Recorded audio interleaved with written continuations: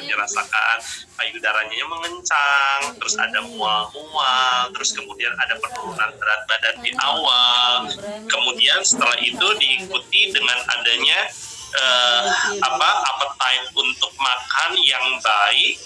Kemudian naik berat badannya pun teratur setiap bulannya kurang lebih 1 kilo, yang mana pada saat umur 5 bulan dia bisa merasakan gerakan janin.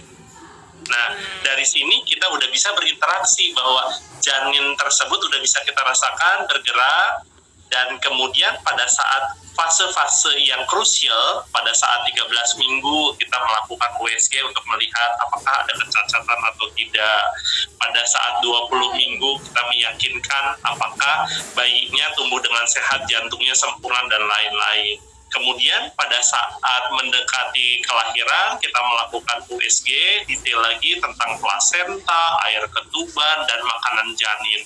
Nah, dari situ kita bisa melihat bahwa pertumbuhan janin itu sesuai dengan harapan dari ibu yang sedang mengandung. Jadi emang harus dipersiapkan nih dari awal ya dok. Soalnya dari tadi juga banyak yang bertanya promil yang bagus tuh gimana gitu. Iya. Ya, jadi promil itu jadi kita harus siap. Jadi sebelumnya bahwa saya siap untuk hamil. Sebelum siap hamil maka kalau bisa, jadi kita tahu ya, kita berat badannya berapa, tinggi badan berapa, BMI-nya berapa, kita di kondisi yang optimal kalau bisa. Kalaupun tidak, pada saat kita hamil, saya memang bawaannya gemuk, kita di overweight, berapa kenaikan berat badan selama kehamilan itu. Nah, sebelumnya kita tahu dalam kondisi itu kita apa yang harus kita konsumsi, dari mulai makanan, obat-obatan, dan sampai dengan bahan-bahan yang kira-kira akan mengganggu dan menyebabkan kecacatan pada janin.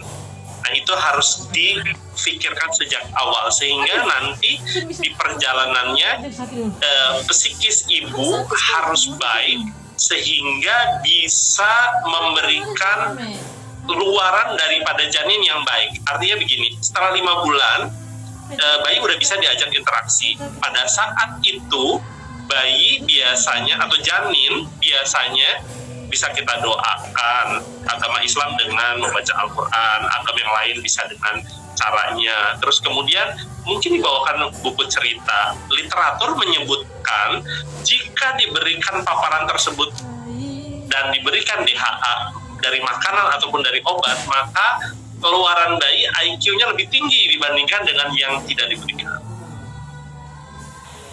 Gitu, Mbak Tasya. Nah, ternyata juga ini kan dok banyak ya mitos-mitos, atau kita nggak tahu sih ini mitos atau fakta gitu seputar pada bumil nih. Ada makanan-makanan yang biasanya nggak boleh dikonsumsi. Contohnya kayak nanas, soda, kopi, alkohol gitu. Itu tuh gimana sih dok? Sebenarnya nggak boleh sama sekali, atau sebenarnya biar aman aja dia nggak dibolehin gitu? Atau gimana sih dok sebenarnya untuk makanan-makanan tersebut gitu? Ya, betul, Mbak Tasya. Jadi yang disebut dengan makanan yang dikonsumsi berapa porsinya, seperti buah-buahan. Hampir seluruh buah-buahan tidak dilarang, kecuali kita itu mempunyai penyakit bawaan yang tidak boleh mengkonsumsi buah tersebut yang tinggi atas potasium, atau mungkin yang tinggi akan glukosa. Orang sakit jantung nggak boleh yang potasiumnya tinggi, orang yang sakit diabetes nggak boleh yang glukosanya tinggi, gitu. Boleh nggak? Boleh, tapi porsinya dibatasin. Apakah nanas? Bromelin sudah diteliti bahwa tidak menyebabkan keguguran. Jadi silahkan mengkonsumsi nanas, mau nanas muda atau nanas yang sudah matang, itu tidak ada gangguan terhadap terjadi keguguran. Kemudian menggunakan soda sendiri ini diidentikan benar bahwa itu akan mengganggu pertumbuhan janin yang biasanya akan meningkatkan berat badan janin yang mungkin tidak sesuai dengan kesehatannya, sehingga baiknya limitasi dikurangin. Juga pada kafein dan zat tanin ya, kopi, teh itu juga sama. Boleh dikonsumsi nggak? Boleh, karena kafein juga diperlukan dalam tubuh kita, tapi ada batasannya. Kira-kira berapa? 600 ml. Itu seperti apa? Ya kurang lebihnya 1 cup lah sehari. Itu akan cukup dan tidak mengganggu, dan diingat bahwa kafein, tanin itu bisa mengganggu absorpsi daripada zat besi. Jadi biasanya ibu hamil nih anemia. Untuk menghindarkan supaya tidak anemia, gimana caranya? Dengan cara mengkonsumsi protein-protein atau mengkonsumsi yang zat besi tinggi, dijedakan dengan mengkonsumsi kopi dan teh.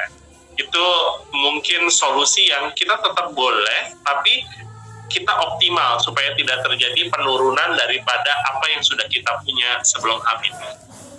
Jadi sebenarnya makanan-makanan sama minuman yang tadi nggak dibolehin itu lebih mempengaruhinya ke si ibu hamilnya itu sendiri ya dok ya. Jadi kayak biasanya kan jangan makan nanas nanti keguguran gitu, atau kayak soda nanti keguguran. Sebenarnya itu lebih kayak untuk kesehatan si ibunya gitu ya dok ya. Betul.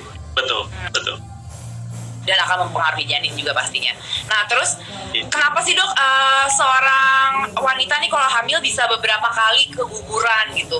Apa ada penyebab tertentu gitu atau gimana? Ya, jadi literatur di seluruh dunia sudah sepakat bahwa 50% daripada keguguran adalah disebabkan oleh karena gagal genetik. Jadi secara genetik tidak baik. Penyebabnya apa? Seringkali ibu hamil tuh menanyakan penyebabnya apa? 50%-nya dari sperma, 50%-nya lagi dari sel telur. Nah, bagaimana cara memperbaikinya? Ya kita dengan healthy life. Jadi kita mengkonsumsi asam folat pada seorang wanita sebelum hamil 3 bulan sebelum, pada seorang laki-laki juga tidak menggunakan pakaian yang terlalu ketat atau overheat di daerah produksi spermanya sehingga spermanya akan baik, dan dapat mengkonsumsi bahan makanan yang mengandung zinc.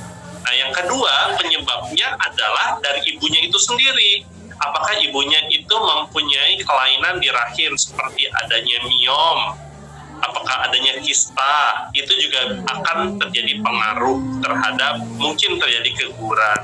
Yang berikutnya dari ibu adalah kemungkinan infeksi, mungkin seperti yang tadi Mbak Tasya sampaikan. Apakah tokso itu dari kucing, jadi nggak boleh piara kucing? Nggak begitu ceritanya. Nah, toksoplasma, rubella, CMV, herpes itu juga sangat mempengaruhi terhadap kemungkinan adanya keguguran.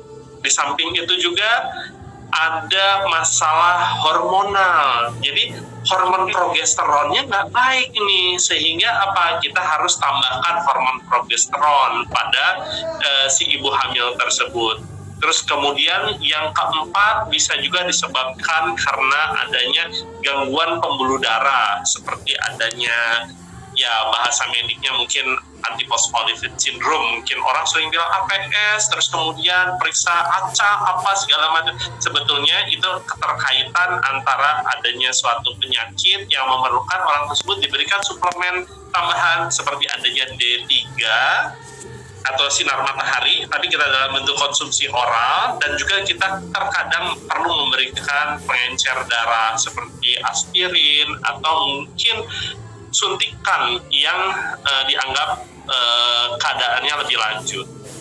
Itu penyebabnya kurang lebih. Jadi sebenarnya banyak juga ya dok ya yang bisa jadi penyebab. Mungkin kalau yang berkali-kali gitu lebih baik pada saat mau program tuh konsultasi dulu ya ke dokter. Jadi maksudnya biar mereka tuh tahu penyebab utamanya tuh apa, biar nggak terjadi lagi gitu ya dok. Iya, betul.